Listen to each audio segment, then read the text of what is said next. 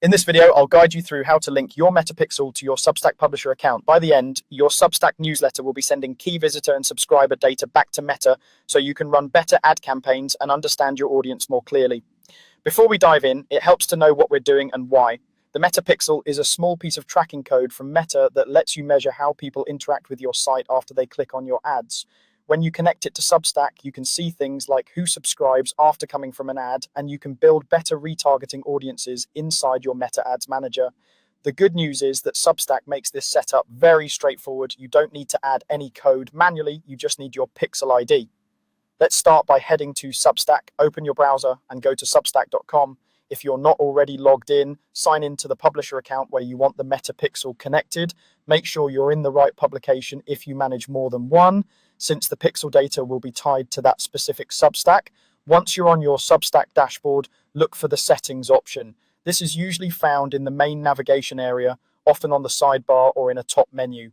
Click on settings to open up all the configuration options for your publication. These settings control everything from your branding to payments, and in this case, the analytics and tracking connections we care about. Inside the settings area, scroll down until you find the section labeled Analytics, then click on it. This section is where Substack lets you plug in third-party tracking tools like the Metapixel. Taking a moment to familiarize yourself with what's here can be useful, because this is also where you'd come back later if you ever need to update or disconnect your tracking. Now you'll see a field where you can enter your Facebook or Meta Pixel ID. This is not the full pixel code, just the numeric ID associated with it. You can find this number in Meta Events Manager under your chosen pixel. It's a good idea to copy it directly from Meta to avoid any typos. Then paste or type that pixel ID carefully into the field in Substack. Double check that you haven't added any extra spaces or characters, because an incorrect ID will prevent events from being tracked properly. After you've entered your pixel ID, the final step is to save your changes. Look for the save button on the page and click it. This tells Substack to apply the new tracking configuration to your publication. Give it a moment to update. Once it's saved, your Metapixel is now linked to your Substack publisher account.